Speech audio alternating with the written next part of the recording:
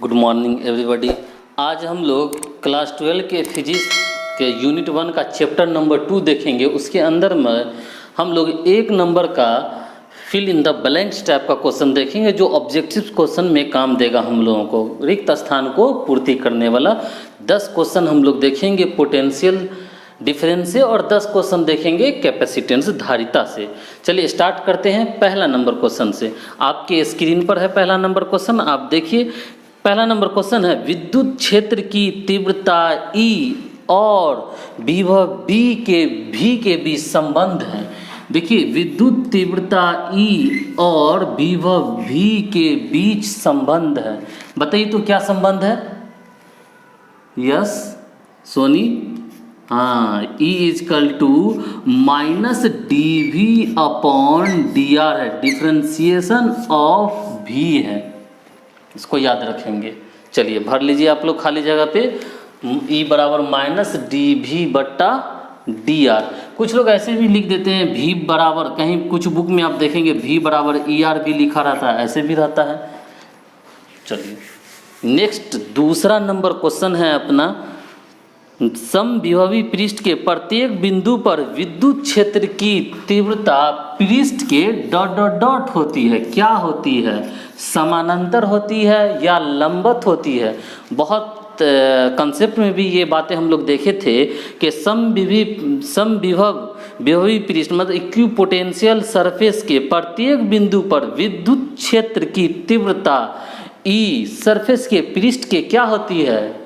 क्या होती है कोमल? लंबवत होती है। Very good. क्या होती है? लंबवत होती है। तो दूसरा नंबर में हम लोग भर लेंगे लंबवत। चलिए तीसरा नंबर खाली स्थान वाला क्वेश्चन हम लोग देखते हैं।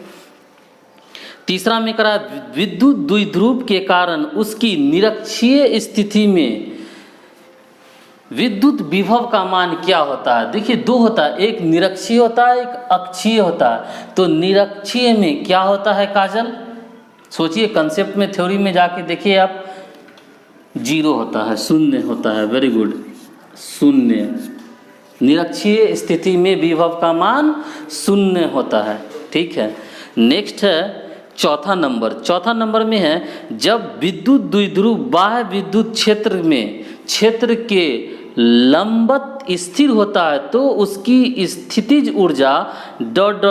होती है। मतलब क्या होती है? 5, 10, 20, धनात्मक, ऋणात्मक, शून्य, क्या होती है? फिर से सुनिए। देखिए, लंबवत होने का मतलब है कि F dot R, dot product से W बराबर होता है FR। तो F डॉट R का मतलब FR cos थीटा, और cos थीटा का मतलब है थीटा 90 डिग्री का मान 0 होता है, इसीलिए वर्क डन क्या होगा? शून्य होगा।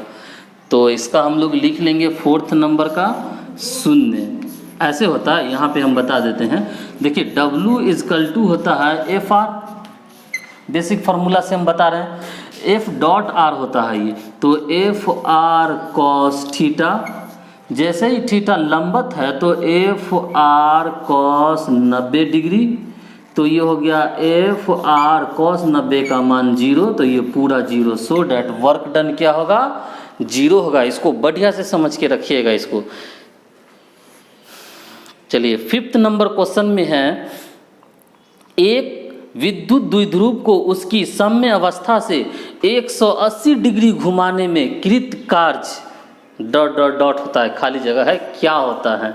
सूत्र जानना चाह रहा है कि सूत्र इसका क्या होगा। याद कीजिए तो क्या होता है इसका सूत्र? हाँ, क्या होता है? प्रिंस 2PE होता है।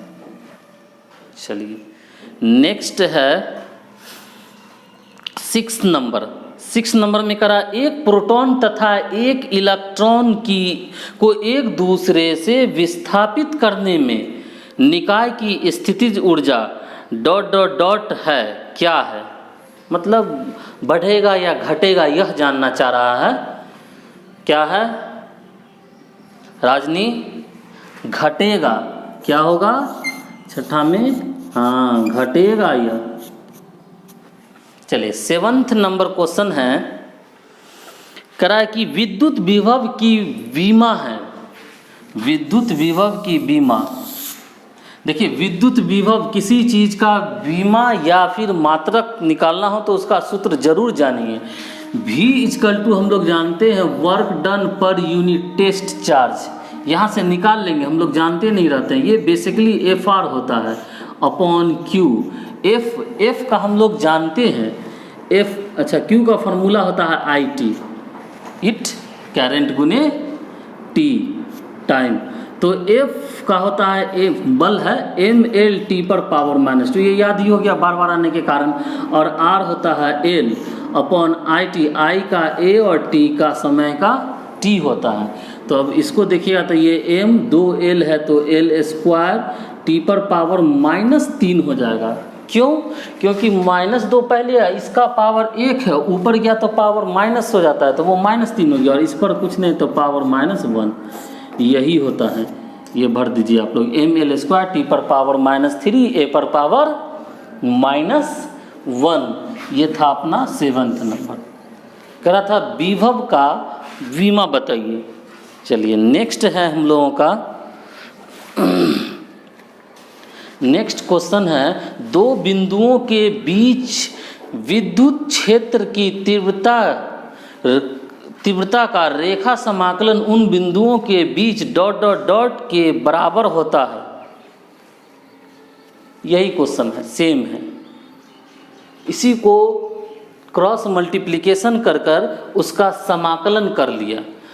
आप मैथमेटिक्स जब पढ़ेंगे तो क्लास 12 में मैथमेटिक्स का एक चैप्टर आएगा पार्ट 2 में, डिफरेंशियल इक्वेशन। डिफरेंशियल इक्वेशन में डिफरेंशिएशन को क्रॉस मल्टीप्लिकेशन कर देते हैं तो ये हो जाता है E × dr सेपरेबल मेथड में। इसके बाद इसको इंटीग्रेट कर देते हैं, इंटीग्रेट करने के बाद हम लोग को यहाँ से भी प्राप्त हो जाता है। इसको हम लोग विभवांतर भर कर लेते हैं। 8 नंबर में हो गया अपना विभवांतर। चलिए 9th नंबर में है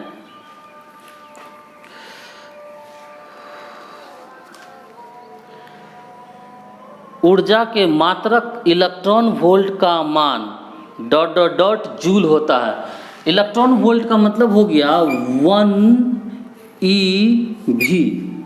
1 eV इजकल टू होता है 1.6 × 10⁻⁻19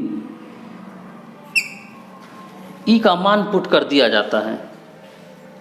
चलिए नेक्स्ट है 10 में हम लोग देखते हैं विभव का CGS मात्रक होता है। विभव का CGS मात्रक देखिए 2 होता है।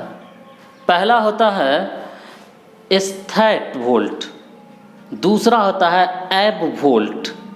स्थैट वोल्ट भर लेते हैं हम लोग, स्थैट वोल्ट